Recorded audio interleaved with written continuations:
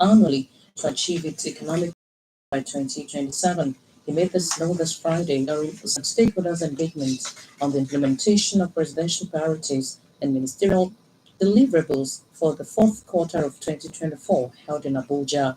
Mr. Edwin noted the urgency of the investment, stressing its role in driving economic growth and facilitating infrastructural development. According to him, an additional $20 billion per year is required to grow the economy by an 6.3% in the medium term. The minister pointed out that the government will rely primarily on increased revenue to meet these ambitious targets, adding that there is the need for a robust tax revenue framework to secure the necessary funding. The federal government has assured Nigerians of huge and immense benefits from the economic reforms being embarked upon by President Bola Tinubu's administration. The technical advisor to the president on economic and financial inclusion, Office of the Vice President, Dr. Nuruddin Zauro, gave the assurance at a day webinar organized by the Nigeria Export Promotion Council (NEPC), pointing out that the current economic crunch is a global affair. He added that Nigerians will start seeing the gains of the reforms going by the effective implementation and the enabling environment put in place by the President Tinubu-led government. In the meantime, the President Bola Tinubu-led administration is committed to revitalizing the agricultural sector to boost food production, create jobs, and address the high cost of food prices in the country. The Minister of Agriculture and Food Security, Senator Abubakar Kyari, gave the assurance during an on-the-spot assessment of the National Agricultural Growth Scheme and Agro Pocket Program in Kwadon Community, Gombe State. According to the minister, the various interventions by the federal government are aimed at addressing the rising prices of food in the country. Senator Kyari, who was represented by his senior special advisor on food security, Mr. Adewoye Adeyemi, explained that the government was supporting farmers by subsidizing inputs to help ease the impact of the high costs of farming materials. The Public Relations Officer of the Nigeria Police Force, ACP Olumuyiwa Adejobi, has condemned the act of raining direct curses on individuals online, emphasizing that such behavior constitutes cyberbullying and is a punishable offense. In a post on X handle this Friday, ACP Adejobi stated that the act of targeting someone with harsh and abusive language online goes beyond the realm of freedom of expression or criticism. The PPRO, the FPRO explained that raining crosses on someone online is cyberbullying and not an expression of freedom or criticism. He added that cyberbullying, which is even different from defamation, is a criminal offense and punishable under the law. Human rights lawyer Mr. Dele Farotimi has been granted 30 million naira bail by a magistrate court in Ekiti State. The court also asked Mr. Farotimi to provide three sureties with the landed property within the jurisdiction. He was told to refrain from media interview and to submit his international passport. The case was adjourned till 13th in a correctional center in Ado-Ekiti for over 2 weeks. Kogi State Governor Mr. Ahmed Ododo has commiserated with the government and people of Oyo State over the unfortunate incident that claimed the lives of many school children at a high school in Ibadan. Governor Ododo also called for improved crowd control and emergency response in areas where large crowds are unavoidable, especially during the festive season. This was contained in a statement issued this Friday by the special advisor to the governor, Mr. Ismail Isha. The man calling the shot in Kogi expressed sadness by the stampede in Ibadan, which resulted in the death of 35 children at the gathering to mark the festive season. The Ogun State government has reassured of its continuous efforts to empower the Nigeria Police Force and other security agencies with the necessary machinery towards achieving a formidable security architecture in the Gateway State. Governor Dapo Abiodun renewed commitment on Thursday while playing host to the new Commissioner of Police, Mr. Larry Ogunlowo, at Okemoson, Abeokuta.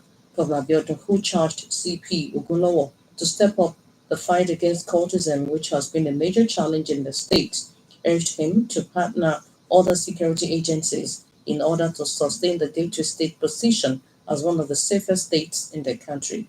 He also asked CP Ogunlowo to deploy strategies that will beef off the security of lives and property before, during, and after the UTAUD to ensure that the residents celebrate without fear. In a remark, the new police force promised to synergize with other sister agencies to achieve a desired safer state.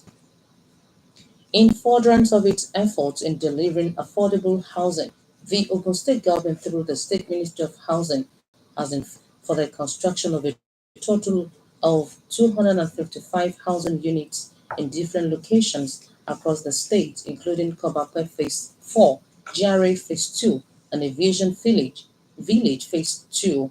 The State Commissioner for Housing, Jagomolu Jamil Omoniyi, made this known while taking time to defend the 2025 budget proposal of the Ministry of Assembly Committee on Finance and Appropriation, led by Assemblyman Mosefil Lamidi at the Assembly Complex, Okemoson, Abeokuta.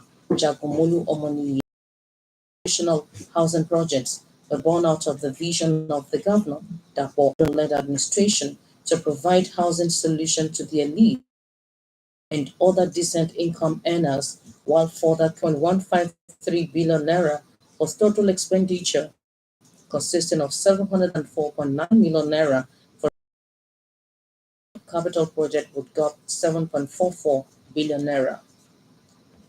The exchange of ham and wearing of Christmas hats and caps, which are usually during the period, seem to be on the low this year, as Christmas is a respondent in a vox pop conducted by Ponta Yinka Ojekunle could be attributed to the economic situation in the country.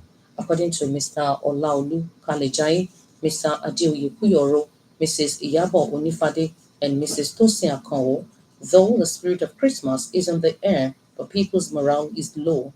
They acknowledged the fact that some people will still appreciate those who have been good to them since the beginning of the year by sending out hampers, but this may not be as much as before. The respondents had given out gifts to one another from the central part of Christmas, with many families dedicating a lot of time to the custom. They, however, explained that technology had made the exchange of cards unnecessary since they can do same online through WhatsApp messages, which is more cheaper and faster than the age-long paper cards. A call has gone to Nigerians, especially motorists, to be cautious on the road and drive carefully during this U-turn. The Onimeko of Imekoland, Oba Benjamin Olanite, made the call in his Christmas and New Year message to all Nigerians. Oba Olanite, who admonished the people to embrace the principles of love, humility, and giving to the less privileged, which the birth of Jesus Christ signifies, advised that moderation should be watchword of all, while welcoming members of the Celestial Church of Christ to Imeko City for their annual retreats. The monarch urged them to be careful on the road and take note of traffic signals indicating the sharp bends. The Onimeko of Imeko land, who prayed for journey messes to and from their various destinations, wished all a Merry Christmas and prosperous year 2025. The 70th Annual Islamic Conference, Jalsa Salana, holds on Saturday at the Ahmadiyya Ground, Ilaro. Speaking at a news conference to herald the annual conference, the National President, Ahmadiyya Muslim Jamaat of Nigeria, Alhaji Alatoye Abdulaziz, informed that the activities will begin this Friday and end on Sunday. According to him, the theme, "And He has sent thee, Muhammad, not but as a mercy for all people," is a Quranic declaration which is very instructive, as Prophet Muhammad is humanity's noble specimen and perfect model in beauty, beneficiaries as well as leadership for personal and national reformation and development. The national president of Ahmadiyya Muslim Jamaat made it known that President Bola Tinubu, the Ogun State Governor Prince Dapo Abiodun, and other eminent Nigerians as well as Islamic scholars are expected at the program, which will feature Quranic recitation, praises of Prophet Muhammad, messages from world leaders of the Ahmadiyya community, among others. He used the occasion to call government attention to the economic hardship being experienced by Nigerians and urged the authorities to take drastic steps to cut the cost of gas. On sports, the organizers of the 22nd National Festival, tagged Gateway Games 2024, have rescheduled the games to hold in May 2025. The biennial multi-sport festival, initially scheduled to hold between January 12th and 25th, 2025, at different sports centers across Ogun State, will now hold between 16th and 30th of May 2025. Speaking with OGBC News in Abeokuta, the Director General, National Sports Commission, Honorable Bukola Olopade, said the decision was taken by sports stakeholders drawn from the 36 states of the Federation and the Federal Capital Territory at a meeting held in Abeokuta on Thursday. The forum commended Governor Dapo Abiodun for putting in place top-class sport facilities in different parts of the state. That was the news across Nigeria, by Chris Obu. For exclusive programs and the latest news updates, visit our website at openradio.ng. Follow us on Facebook at Open Radio Abeokuta and on X handle at OGBC 905 FM.